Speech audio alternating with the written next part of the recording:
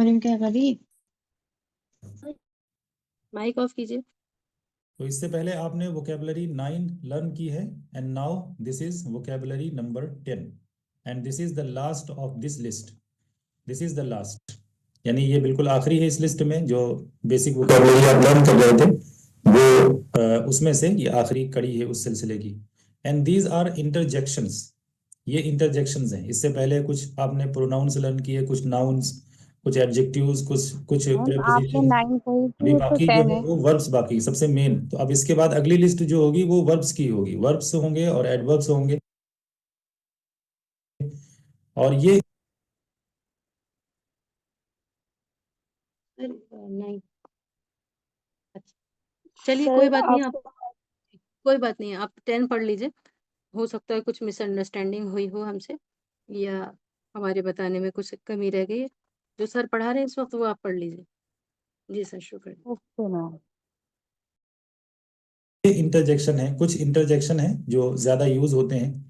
Interjection वो words होते हैं, पार्ट्स ऑफ स्पीच में आपने पढ़ा था, जो किसी फीलिंग को जाहिर करते हैं, किसी इमोशन को जाहिर करते हैं। सेंटेंस के अंदर इस्तेमाल नहीं होते, बल्कि एक वर्ड बोला जाता है और उससे कोई एक इमोशन पता चलता है। जैसे ये हो गया ओके, तो एक वर्ड बोला गया ओके, हो गई बात, पूरी हो गई, यानी कि ठीक है। या थैंक्स, शुक्रिया, वेलकम, वाओ, ये सब जो वर्ड्स हैं ये फीलिंग को जाहिर करते हैं, किसी भी वर्ड को। और इस तरह के जब इंटरजेक्शन लिखे जाते हैं तो इनके बाद में एक ये निशान जरूर लगाया जाता है, इसको एक्सक्लेमेशन मार्क कहा जाता है। EXCLAMATION, exclamation mark. जैसे क्वेश्चन मार्क होता है वैसे ही ये एक्सक्लेमेशन मार्क है। जैसे फुल स्टॉप होता है, कॉमा है, अपोस्ट्रॉफी है, उसी तरह से ये एक्सक्लेमेशन मार्क है। अगर छोटा दिख रहा है तो आप जूम करके इसको बड़ा सा देख लीजिए किस तरह का निशान है। अगर आप इंटरजेक्शन कहीं यूज करें, यानी किसी को अगर आपको थैंक्स लिखना है, वेलकम लिखना है या ओके लिखना है, तो ये निशान साथ में आप जरूर लगाएं। तो इसमें से पहला वर्ड है हाय।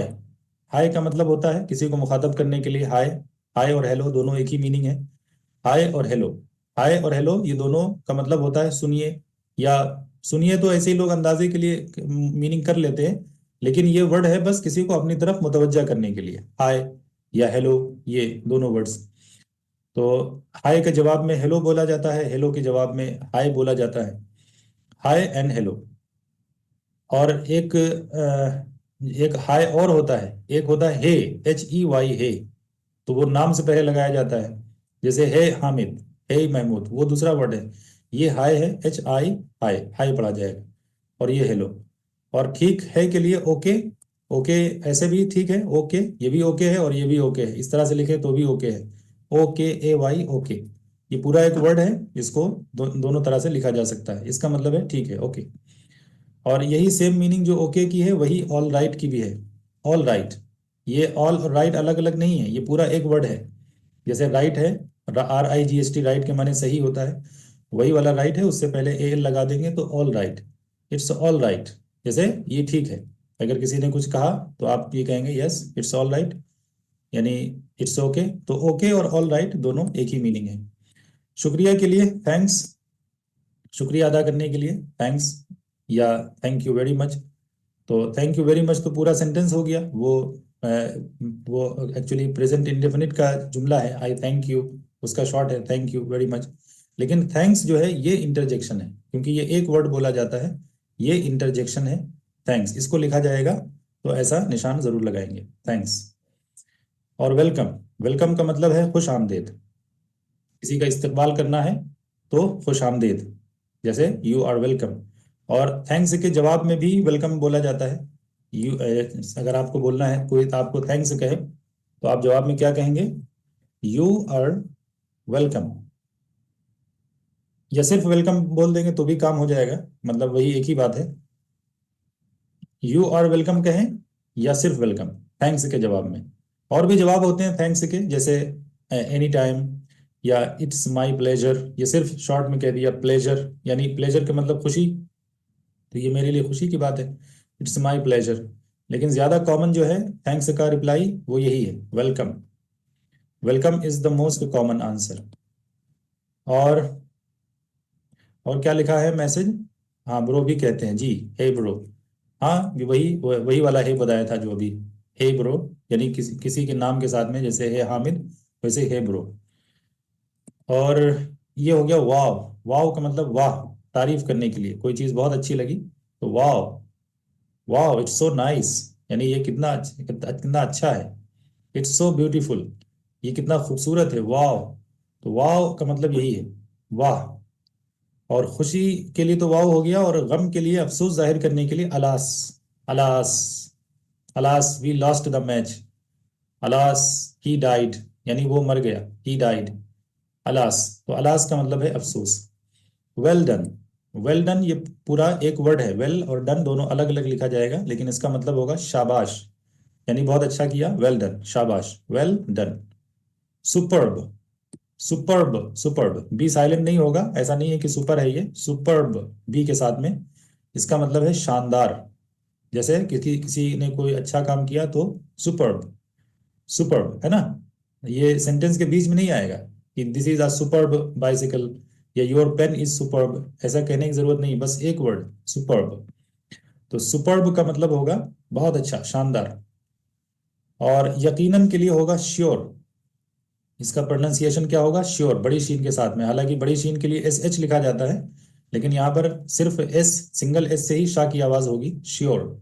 जैसे शुगर में होता है, शुगर में भी एस होता है लेकिन उसको शाह पढ़ा जाता है, तो बहुत कम ऐसा होता है, लेकिन कहीं कहीं पे होता है कि सिर्फ एस लिखा है लेकिन उसको शाह पढ़ा जा रहा है, वरना एस एच होता है तभी शाह पढ़ा जाता है। तो यहाँ पर भी ऐसे ही होगा, इसको आप क्या पढ़ेंगे, श्योर। श्योर यकीनन या जरूर। जैसे आपसे कोई कहे कि आप आएंगे, आप कहें यस श्योर, यानी क्यों नहीं, जरूर। या कोई आपसे काम करने के लिए कहे कि ये काम कर दीजिए, आप कहें ओके श्योर, श्योर। तो श्योर का मतलब है यकीनन, श्योर। और ये श्योर एडजेक्टिव भी है, जैसे ये कहा जाए आर यू श्योर, क्या आप श्योर हैं, यानी क्या आपको इस बात पर पूरा यकीन है, क्या आप पूरी यकीन है, तब अगर ये यूज होगा तब वो एक एडजेक्टिव होगा। जैसे कि yes I am sure, I am 100% sure, मैं 100% पुर यकीन हूँ। या आई एम नॉट श्योर, मुझे 100% यकीन नहीं है। तो आई, वो जब आप यूज करेंगे आई एम नॉट श्योर या आई एम श्योर, तो वो एडजेक्टिव होगा, लेकिन जब आप सिर्फ एक वर्ड बोलेंगे श्योर, तो ये इंटरजेक्शन होगा। और इसी तरह एक वर्ड है ऑफ कोर्स। ऑफ कोर्स का मतलब बिल्कुल, है ना, क्यों नहीं, ऑफ कोर्स। जैसे क्या आप मेरी मदद करेंगे, ऑफ कोर्स। क्या आप एक कर्म करेंगे, ऑफ कोर्स। या नहीं अगर करना है तो भी आप कह सकते हैं ऑफ कोर्स नॉट, यानी बिल्कुल नहीं, हरगिज नहीं अगर कहना है तो ऑफ कोर्स नॉट, नहीं, नॉट, ऑफ कोर्स नॉट। तो ऑफ कोर्स का मतलब है बिल्कुल, ऑफ कोर्स। तो ये ओ एफ क्या पढ़ा जाएगा, ऑफ, जल्दी से ऑफ। और ये कोर्स, कोर्स, ऑफ कोर्स। फिर मुबारक के लिए, मुबारक हो, किसी को मुबारकबाद देना है तो कॉन्ग्रेचुलेशंस। कॉन्ग्रेचुलेशंस थोड़ा सा लंबा लफ्ज है, तो देखिए C O N G cong, फिर आर ए रे, और उसके बाद में T U two, congrat two, जिसको आप चू पढ़ेंगे, कॉन्ग्रेट चू, क्योंकि कॉन्ग्रेचुलेशन भी बोला जाता है लेकिन बहुत रेयर है, कभी कभार ही सुनने को मिलेगा कॉन्ग्रेचुलेशन। ज्यादा सही जो है वो यही है, कॉन्ग्रेचुलेशन। तो कांग्रेचू, और फिर उसके बाद में एल ए ले, और टी आई ओ एन शन। टी आई ओ एन जहां साथ में होता है तो शन ही पढ़ते हैं उसको, शन। और लास्ट में एस लगा हुआ है, तो कॉन्ग्रेचुलेशंस, कॉन्ग्रेचुलेशंस, मुबारकबाद।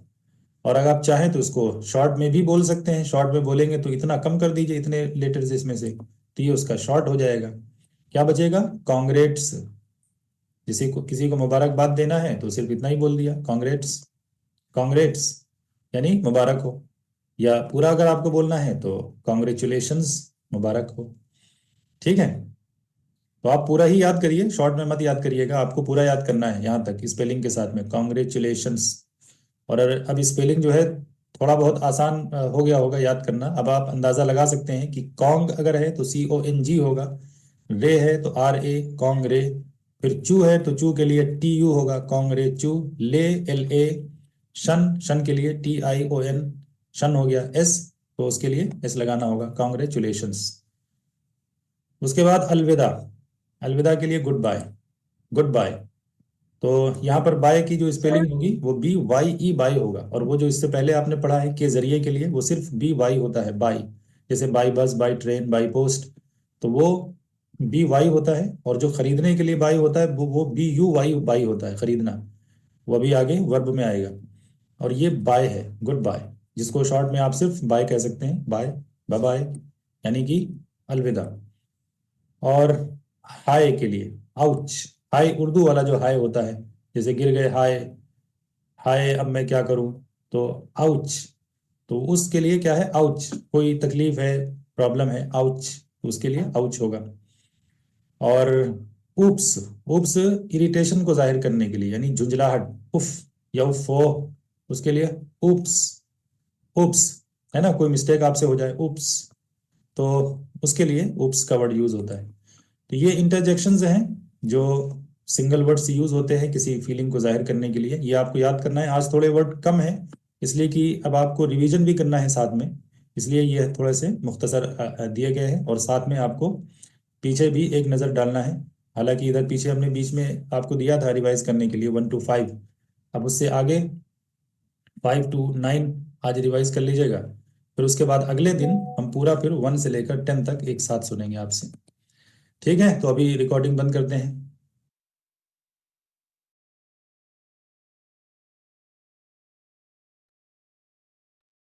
Yes sir.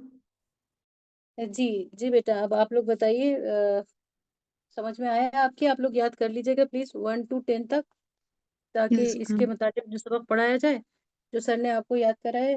और हो सकता है सर आपसे 1 to 10 जो सुनने के लिए कह रहे हैं वो सुने। और इसके बाद फिर आपका एक एग्जाम होगा, एक दो क्लासेस के बाद, जिसमें आपसे वोकेबलरी भी सुनी जाएगी। और इसी तरह हम प्रैक्टिस सेशन जो करा रहे हैं उसी के अंदर से कोई सेंटेंस आएगा। और सब स्पीकिंग से ही होगा, लिखने का कोई टेस्ट नहीं होगा, क्योंकि ये स्पीकिंग क्लासेस हैं। उसके लिए तैयार रहिए, कोई भी क्लास मत छोड़िए, क्योंकि आमने सामने जब हम बता रहे होते हैं उस वक्त की गलती जो है कोई मायने नहीं रखती है, बल्कि वो गलतियां अच्छी होती हैं। जहां पर इंसान अटकता है वो चीज़ वो कभी नहीं भूलता है। आपने अटकी ही नहीं, आपने सिर्फ रिकॉर्डिंग देखी, तो ऐसी रिकॉर्डिंग 1,000 आपको यूट्यूब पर भी मिल जाएंगी, उससे इंसान कभी नहीं सीखता है। तो आइंदा क्लासेस के लिए तैयार रहिए। इंशाल्लाह अब ये क्लास फ्राइडे में होगी। मैम, ठीक है हमें ये पूछना था।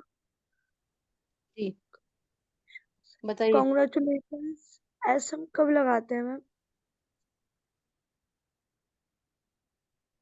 Congratulations, yes ma'am. बहुत बहुत बधाई हो जब कहते हैं, उस वक्त हम एस का यूज करते हैं। जब बहुत बहुत ऐसे हम लोग कहते हैं ना, मुबारक हो, बहुत बहुत मुबारक हो, तब उस टाइम हम लोग लगा देते हैं। जी मैम। मैम। जी रुकैया। मैम फ्राइडे में बहुत मुश्किल होता है। मुश्किल होता है फ्राइडे में, तो इस बार सैटरडे में होगी फिर क्लास। सिस्टर सुबह आप तैयार हैं? Yes ma'am, no problem. Saturday कर लीजिए। ठीक है, फिर इस बार क्लास हम लोग सैटरडे में कर लेते हैं। Yes ma'am.